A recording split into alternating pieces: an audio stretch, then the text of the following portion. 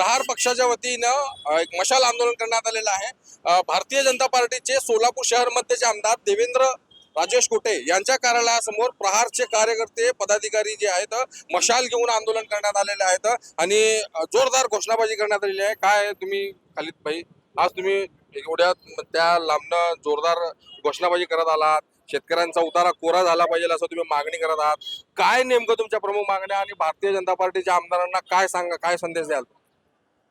नमस्कार, मी खालिद मिनार, प्रहार जनशक्ती पक्ष शहर कार्याध्यक्ष सोलापूर।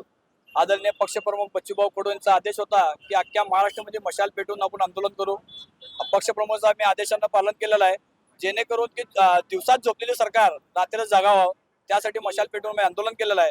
आपण बघितलं की महिन्यात जर बघितलं शेतकरी 5 ते 7 हजार आत्महत्या करतात।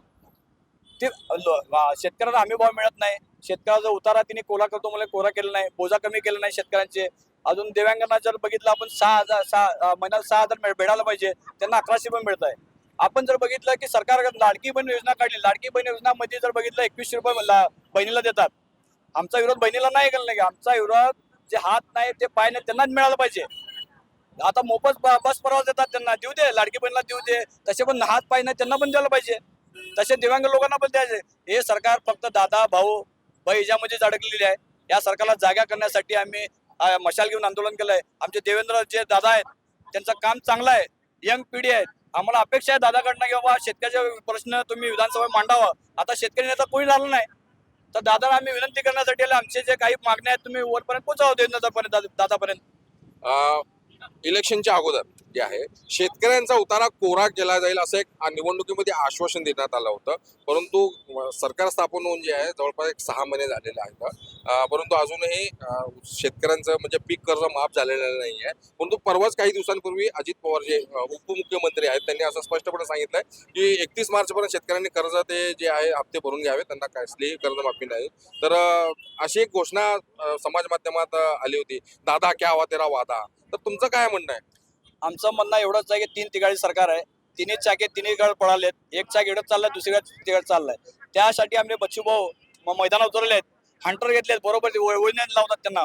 आता आज आम्ही आंदोलन लहान प्रमाणात केलं, अख्ख्या महाराष्ट्रामध्ये केलंय। पुढचं आंदोलन आम्ही तिकडे मंत्रालय गाठू, त्यांना बरोबर दाखवू बाबा तुमचं काय असतंय, तुम्ही शेतकऱ्यांसाठी जे वादे केले होते ते वादे पूर्ण करा, नाहीतर प्रहार तुमच्या पाठीशीच आहेत।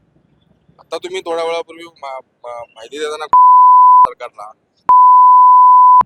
नागर लावू, गरज पडली तर शेतकऱ्यासाठी आम्ही गोळी खाऊ, शेतकऱ्यांना नागर घोडे सर्व लावू, पण नाही झालं तर हे बच्चूकडूची संघटना आहे, बच्चूकडूचे सैनिक आहेत, घाबरणार नाही, गोळीला पण घाबरणार नाही, सत्ताधारी जे धोरण आहेत ते त्यांना पण घाबरणार। शेतकऱ्यांसाठी सर्व बाबतीत रस्त्यावर उतरून लढाई लढणार, सर्व सर्व सर्व शेतकऱ्यासाठी छातीवर गोळी घेणार पण आम्ही तयार आहोत। महेश साहेब तुम्ही काय सांगाल? नमस्ते, मी महेश शिंगाडे, प्रहार संघटना सोलापूर जिल्हा उपाध्यक्ष।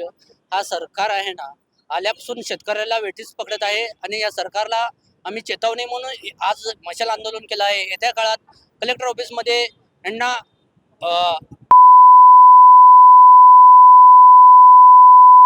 यांनी जर वेळेत जर जाग नाही आली या सरकारला, तर प्रहार संघटना ज्या पद्धतीने काम करते ती प्रहार काय आहे हे दाखवून देऊ सरकारला। येत्या काळात हे सरकारनं लक्षात घेऊन शेतकऱ्याचा उतारा कोरा केला पाहिजे। जर उतारा कोरा नाही झाला तर शेतकऱ्याच्या हक्कासाठी प्रहार संघटना 24 तास कधी एनी टाइम हजर आहे, हे लक्षात घ्यावे सरकारने। अन्यथा प्रहार संघटना वेगळ्या प्रकारे आंदोलन करण्यासाठी तयार आहे, एवढं लक्षात घ्यावं, एवढं सांगतो। जय हिंद, जय महाराष्ट्र, जय प्रहार। तर आपल्यासोबत सोलापूर प्रहार संघटनेचे पदाधिकारी आणि कार्यकर्ते यांनी शेतकऱ्यांसाठी छातीवर गोळी खाण्याची तयारी दाखवलेली आहे। महाराष्ट्र टाइम्सचा इरफान शेख, सोलापूर।